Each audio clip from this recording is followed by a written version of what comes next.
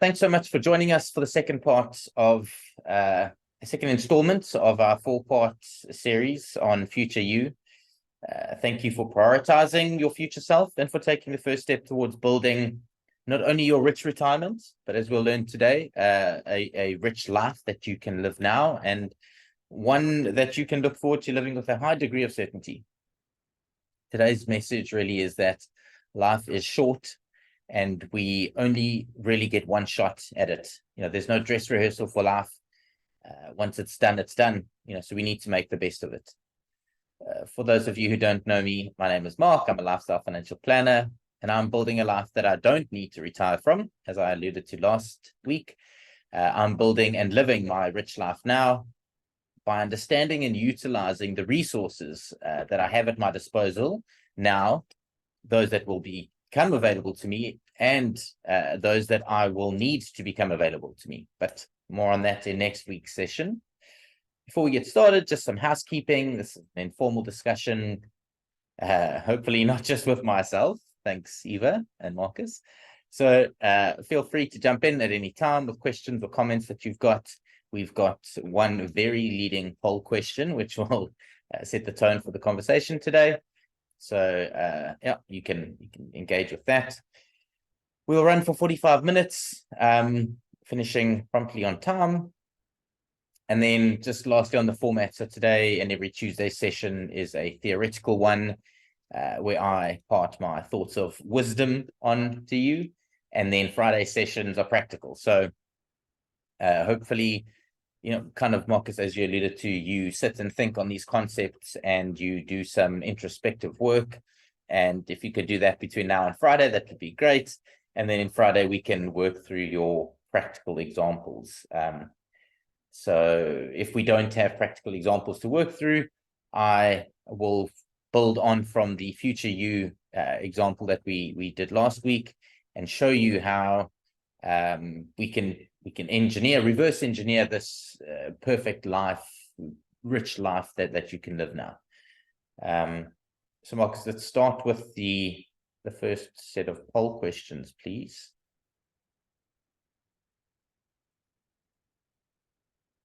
All right, so the first one is, do you love the work that you do? Are you good at it?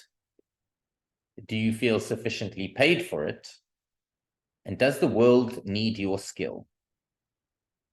These are clearly very leading questions. You're missing I don't know. I don't know for which one in particular would you need an I don't know for, Eva? Number 4. Does the world need your skill? Yeah. Well, I guess again it goes back to this awareness and introspection. Could the world do without me? If I didn't do this, would things fall down?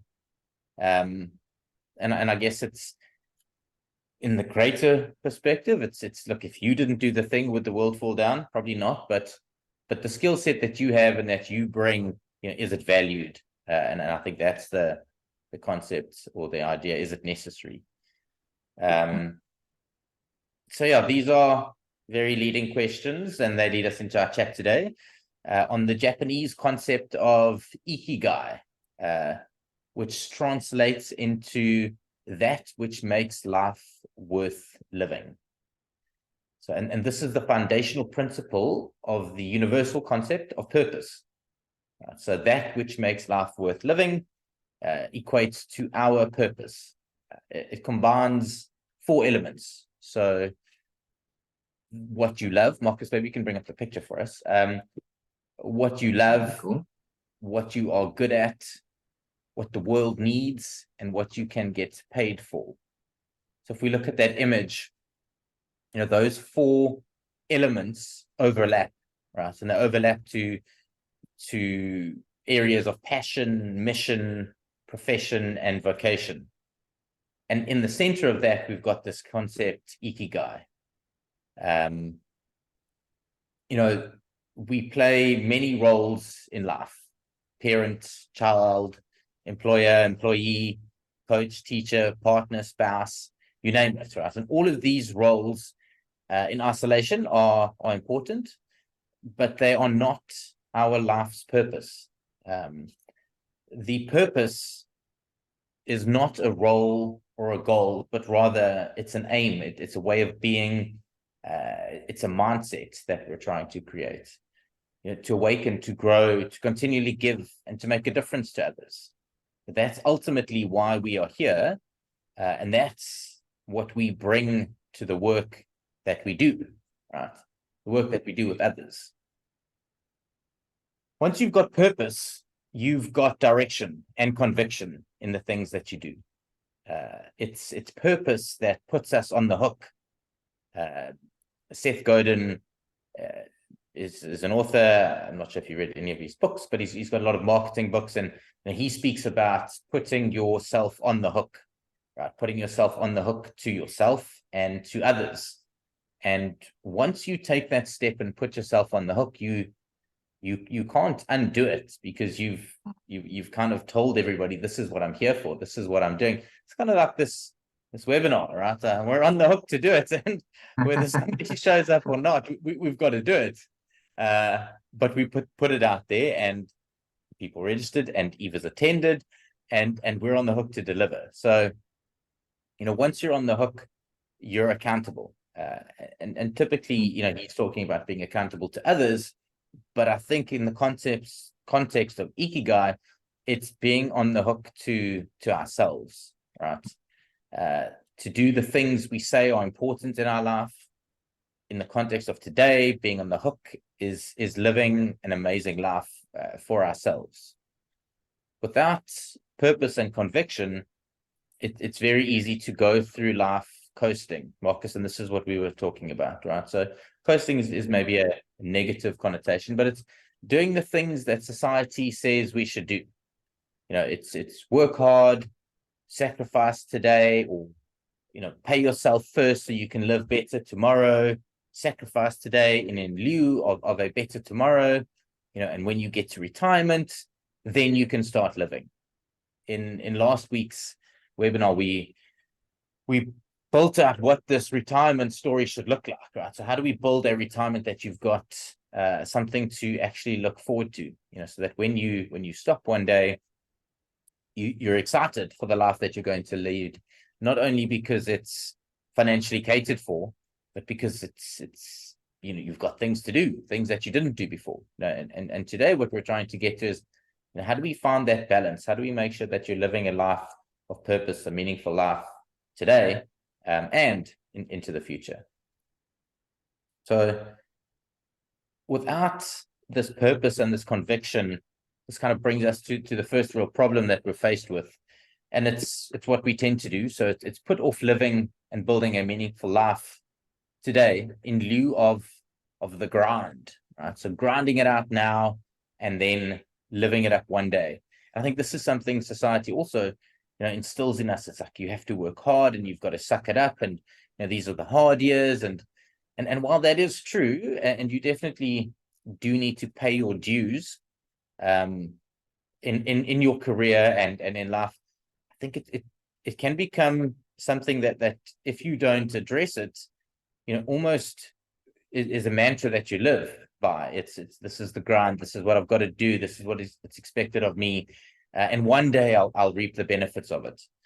But if you aren't clear what you want that ideal life to look like, that just becomes a case of, or it could become a case of just kicking the can down the road, waiting for this one day when you get to live.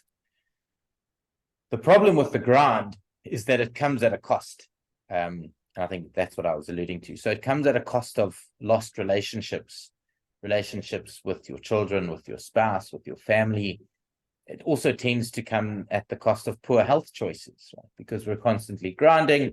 We're probably not getting out, exercising, getting to the gym. We're not looking after ourselves, making poor eating decisions. All three of us here work remotely and in our homes 90% of the time. And if we're not conscious about that, that can lead to poor health choices, right? Marcus, I'm going to pick on you, but it's very easy to wake up at 8 o'clock and start work at 9 o'clock, and eat lunch at your desk or order something quickly at your desk, and it's not necessarily a health conscious meal, and you can easily work past 5 o'clock. Either probably that's more on your side, is working into the evening, not prioritizing your health based on this ground, right? So you're at home, working. Hopefully that's changed a bit with your situation being in the Czech Republic. But I think ultimately this leads to an unfulfilled lifestyle, right? So we're grinding away and we're unfulfilled. The positive impact of this grind is that it can lead to, what I want to say positive, but it can lead to a materialistic life, right? So it is rewarding in the sense that you are able to acquire things, right? So you're grinding away, you've got some negatives in that your relationships aren't great, but you're earning money, and you're able to accumulate things, right? The downside to this is it becomes a bit of a hamster wheel. So you in this hamster wheel and you're accumulating things, but these things don't typically land up fulfilling you in the long run, right? This lifestyle can become, one of secretly competing, right? Competing with our friends, competing with our peer group, which detracts from us, right? Like, there's a saying that says envy is the thief of joy, right? So to be envious of others steals our own happiness, right? And it allows us not to be happy for other people's accomplishments and achievements because we're jealous of those things. And this is something I found in my social group prior to us moving to Cape Town, prior to us moving here. Is we all, me and my friends, we went to school, we went to varsity. Some followed purely corporate routes, some followed entrepreneurial routes, and at different stages, we were all kind of assessing each other, like sussing each other out, like who's done what, who's done what financially, where are we all now, who did the better route, and you find yourself competing with your social group, which is not great, right? It is nothing wrong with competition, but it goes back to that saying it steals from your joy, it steals from your happiness, right? And it also leads to living a life according to society's standards of success and happiness. Somebody else is defining what happiness looks like for us, and they're defining what success looks like for us. And this, I guess, sorry, if I can just say something, Mark, I guess it's ever more difficult in our generation because, I'm just thinking of my wife now and then when she scrolls Instagram, and that's like the dark hole of envy. Because like you look at people's lives and you see where they are and you see what they do and you're like, you just here in your room looking at Instagram while they are living. So you start like creeping into that hole ultimately. So it's a really difficult thing actually. It's something we do very often actually. Definitely. And obviously, Instagram life is not real life. So people are only putting up on Instagram what they want you to see, the good things. But we then start to want those things for our life, right? So somebody else now is dictating to us what the definition of a good life should look like.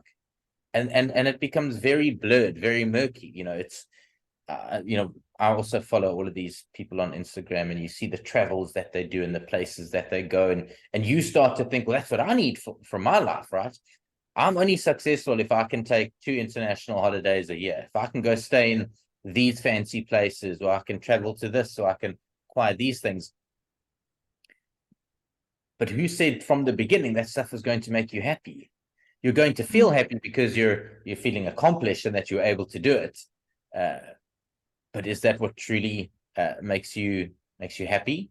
And the thing is, these are not all bad things, right? Like we've spoken about, these things could be appealing. Like who doesn't want nice things, nice holidays, nice stuff, fancy cars, beautiful homes? The problem with all of those things that I've just mentioned is the word consumption, right? It's basically just things for us to consume. And this level of consumption causes internal conflict, something that we may address and we may not address or acknowledge or not acknowledge.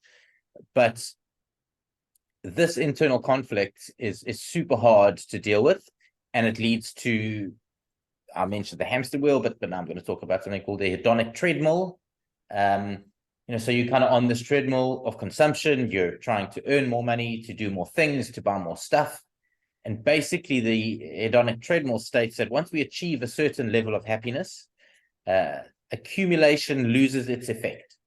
So we've got a base case of happiness. The more you acquire, the more we need to acquire in order to achieve the same level of happiness. So more stuff doesn't equate to greater happiness, but we don't realize it. So we keep running in search of more to maintain a fleeting state of happiness, a diminishing state of well-being. It's kind of like an addict who needs to take more of a certain substance in order to feel a certain high, and as they take more, they have to continue taking more. And we know what that leads to, right? Like an overdose. So you're overdosing, which leads to death. That's a bit hectic, but it's this state of consuming more, doing more, in order to achieve the same level of happiness.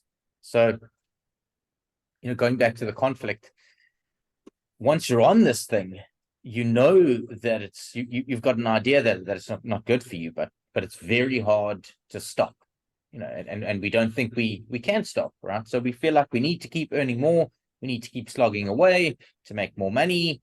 The answer that society gives us is that more is always better, right? More money will solve the problem. More money will buy me time to spend with my kids. More money will buy me the things which society says will make me happy.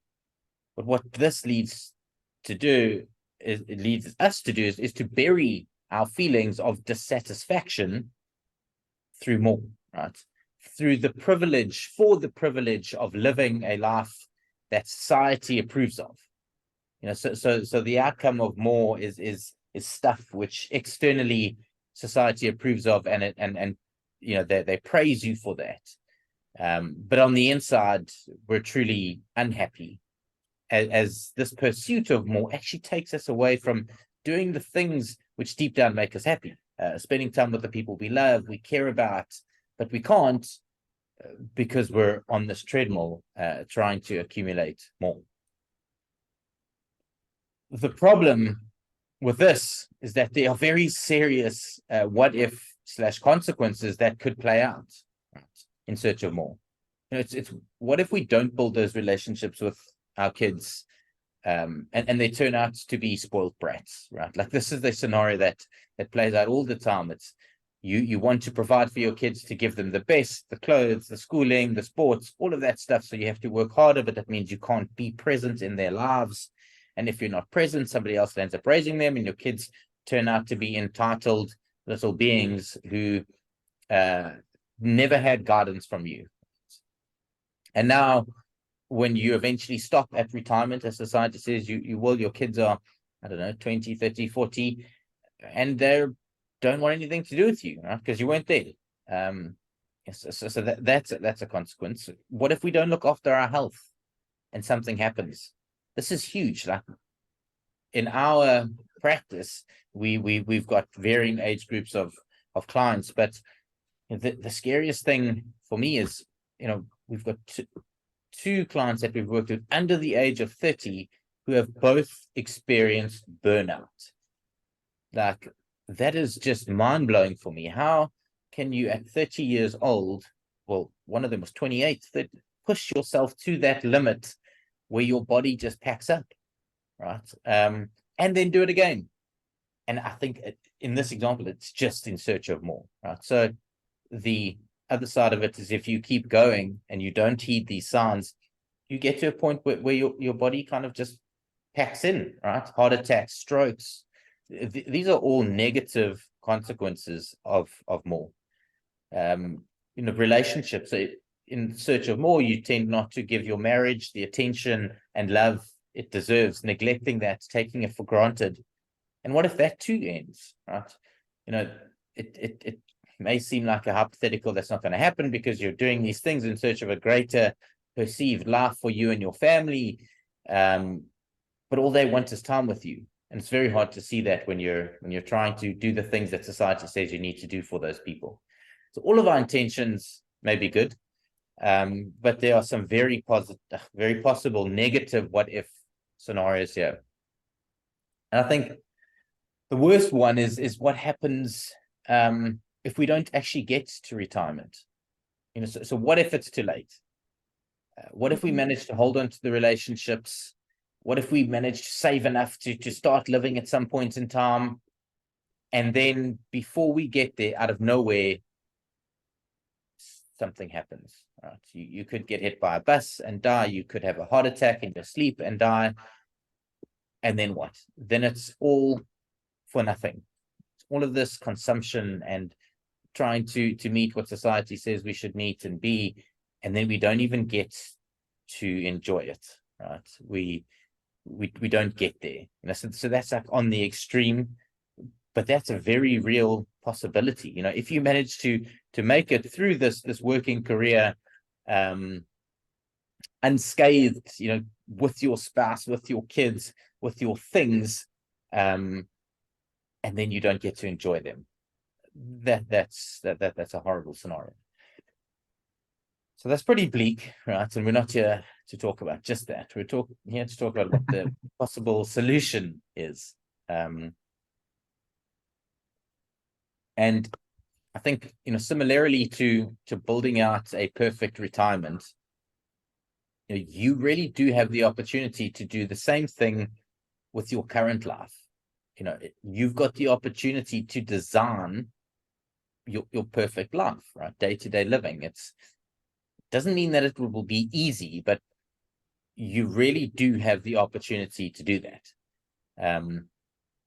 I use the word design because it creates a clean slate, right? You've got things on your plate. If I look at myself, my plate's got myself, my wife, my 2 kids. It's got things we want to achieve, but I now have the opportunity, or you would have the opportunity, to reverse engineer what this perfect life looks like. So this is my plate. What I want it to look like. What I want life to look like. Much like your retirement, designing your rich life now is about 2 important resources. Right? These are the most important resources. It's how you want to spend your time and how much money do you need in order to spend that time the way you want to do it. By spending time, we really need to get granular, and it's how do you want to spend your days? Not just weekends, but your days. So it's how do you want to spend your mornings? What do you want to do every day in the morning when you wake up? How do you want to spend the next 8 hours? So your working day. In a perfect world, how would that day be spent? How do you want to spend your evenings? How do you want to spend weekends, holidays, Christmas? It feels so foreign even just saying these things because I feel like I'm going to be met with a lot of pushback. It's like, who are we to say how I want to spend my mornings? Who am I to say this is how I want to spend my weekends or my evenings? Or maybe not weekends, because it's almost like society says, well, if you work Monday to Friday, then you get to choose how you want to spend your weekends. But maybe just take the work week. I get to dictate how I want to spend my mornings. When I wake up, what I want to do, how I want to do it, what time I want to start work, or if there's some constraints in place, what I'm going to do before I start work, right? So if that means I want to sleep till 5 minutes before, Marcus, and jump into the office, then you get to do that, right? I'm just kidding. I know you don't do that, although I often say you do. But that's your choice, right? You are in control of that. You should be able to design what you do in the mornings. You should be able to design what you do in the evenings. It's your choice. You should be able to design within limits, I guess, what your workday looks like. But you do have the choice. I say within limits, and that's probably the society thing coming out again. But theoretically, you are in control of what that looks like. You're going to have to make some decisions, though, right? You're not going to be able to say, I want my mornings. This is my example. So I read Robin Sharma's book, The 5 a.m. Club, and that I was hooked on waking up at 5 a.m.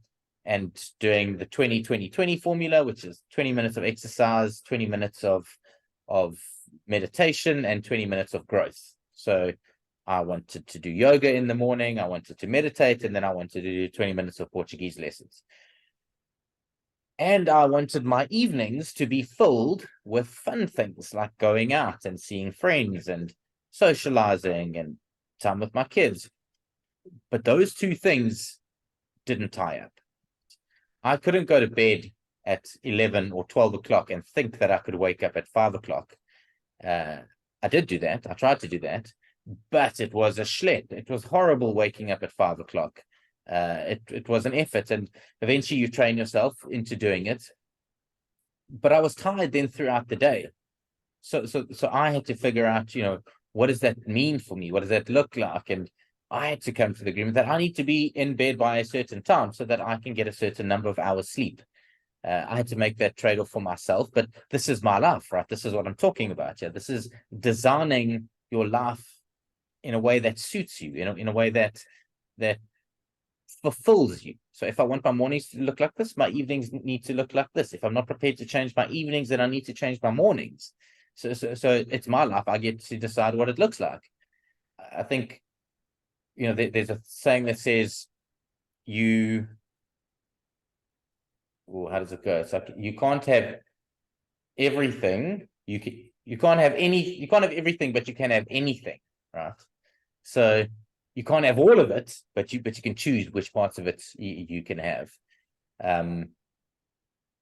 So I got a bit sidetracked there. Just have a glass of water. Come back.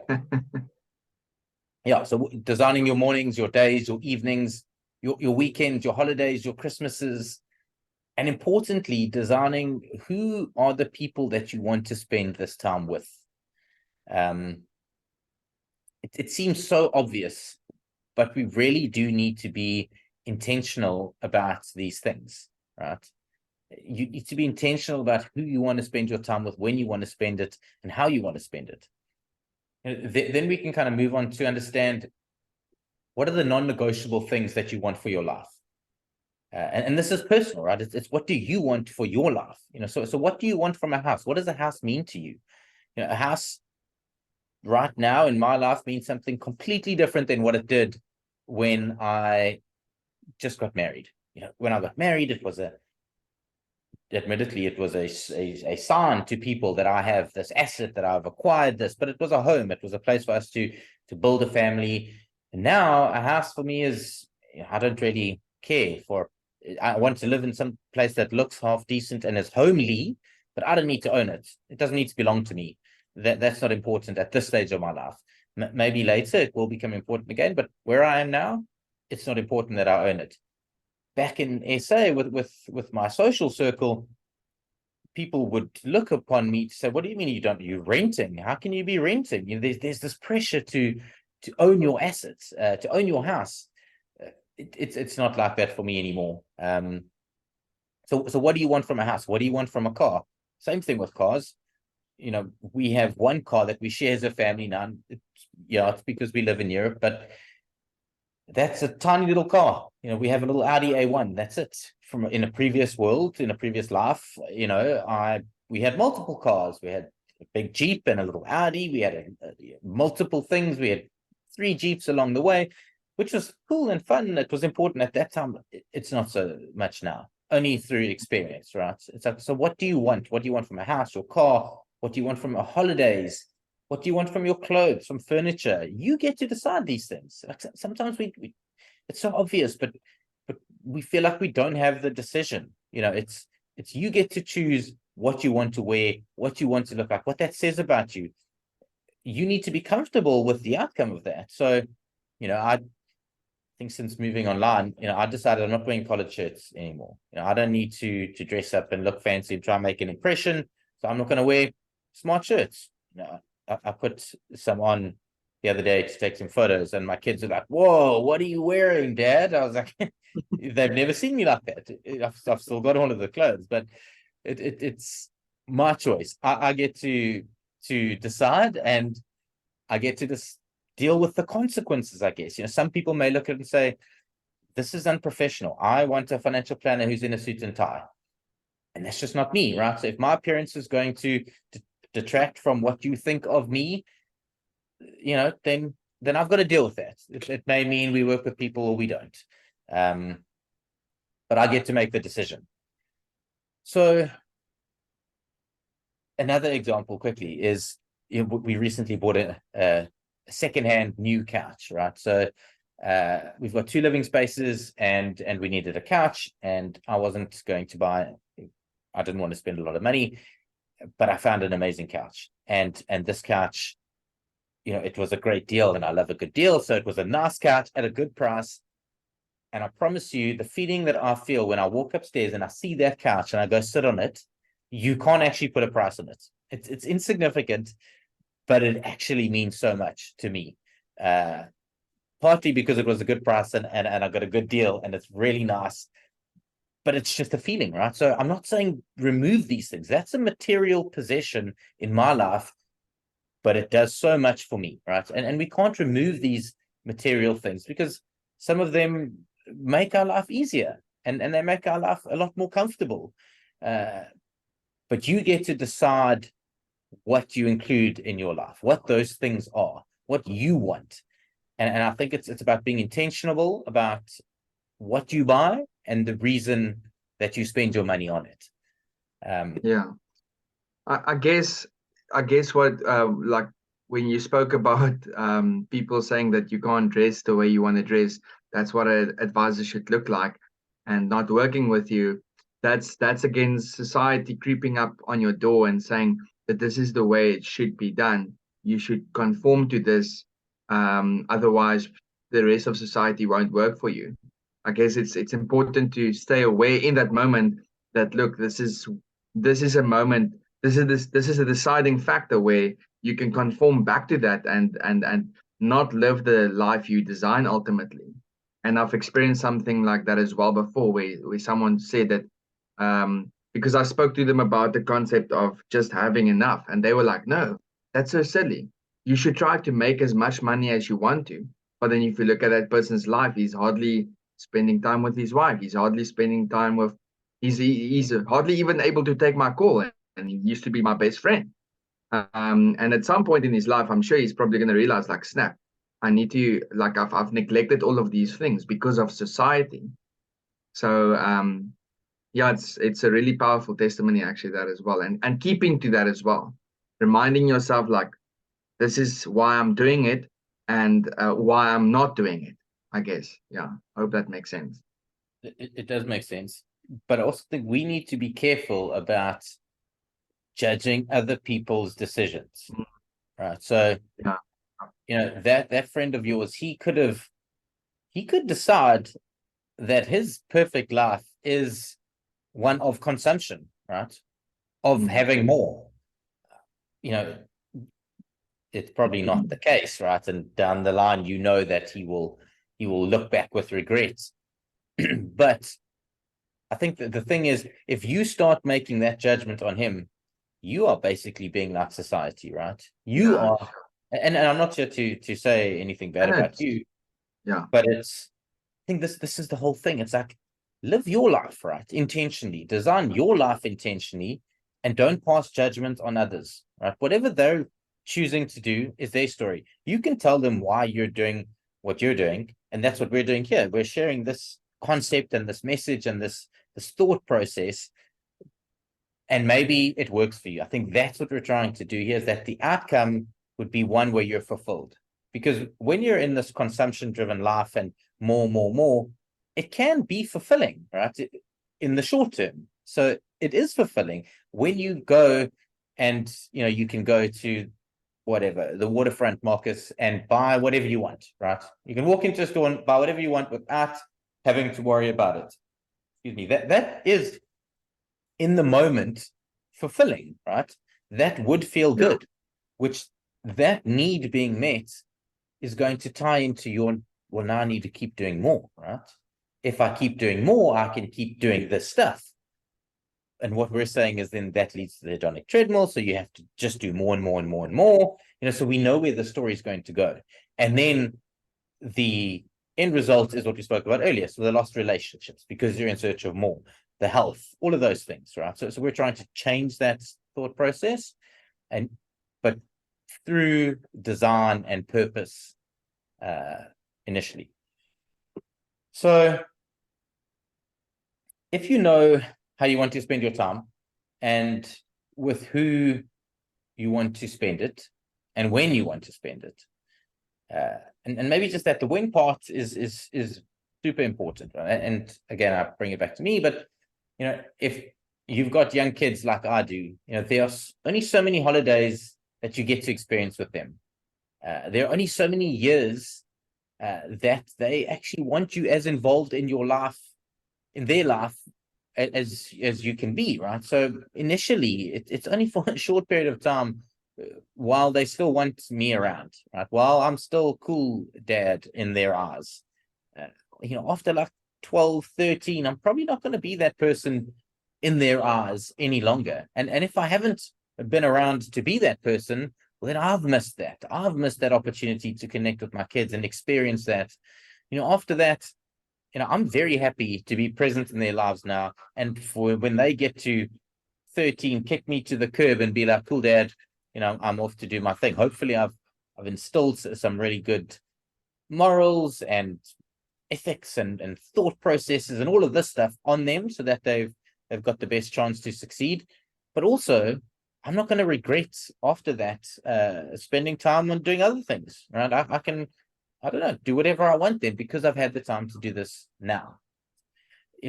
Converse, or the other side of that is, if you've got elderly parents, and this was an example somebody threw back at me to say, they thought of the concept of how many Christmases do they have left with their folks.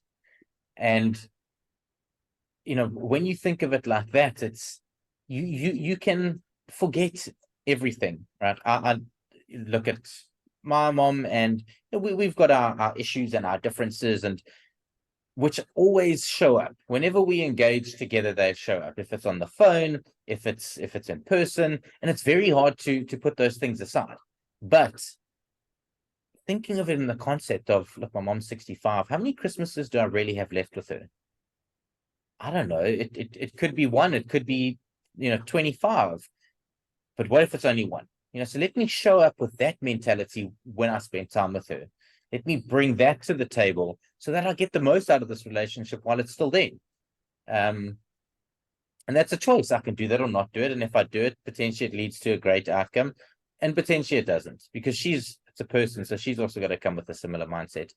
I think it's just about choice. So if you know how you want to spend your time daily, with whom, where, what, how, and we can then cost that lifestyle, right? So we can then figure out what it's going to cost you to live like this. You'll then have a very good idea as to what you will need to generate by means of an income in order to provide for that life, or what you need to do with the money that you've already generated in order to provide a return that can fund it. So once you know how you want to spend your days, what things you want to accumulate, where you want to live, who you want to spend time with, we can then cost it and say, okay, cool. So if you want to live like this, this is the income you need to generate. And then the hard work comes in to say, well, how do I do that? Right. And I think that brings us back to this concept of ikigai. Because if you can couple all of the life design work that we've just spoken about with work you like to do, that you are good at, and that you can get paid sufficiently for, and paid sufficiently for in the concept of your rich life. So not in the concept that society has said, okay, Marcus, by 35, you should be earning, 500,000. By 40, you should be earning 2 million rand. Not in the concept of that. In the concept of your rich life. What does the life that I want to lead dictate? What does that life cost? Right. And that's what you can then go and put all of the things together for. And so when you have purpose, right, and that purpose is then fueled by living an amazing life now and into the future, that then creates passion. right? Because now you're passionate about your purpose, you're passionate about the work that you do, you're passionate about living an amazing life. It creates fuel, right? So passion coupled with purpose is the recipe for living a really amazing life. It wakes you up, it fuels all the things that you need to do, and moves you in the right direction. And that leads me to the end of my conversation. So I think it sums it up nicely. It's figuring out how you want to spend your life, the minute details, what it's going to cost, and then bringing it back to the idea of what you're good at, that you can get paid for, that the world needs, creating the purpose for a meaningful life. Any questions quickly? We're on 9:46. But if not, No, I'm good. Thank you. cool. Eva, thanks so much for joining us. I appreciate it. Marcus, thanks for the engagement. And we will be there on Friday, Eva, if you're keen to join us. Otherwise, we're just going to run through how to do this, right? So cost it, build it, and figure out what the resources are that we need to deal with it. But thank you so much. And yeah, we will see you on Friday. Thanks a lot. Have a Awesome. good day. Thanks, Mark. Thank you, Eva. Take care. Bye.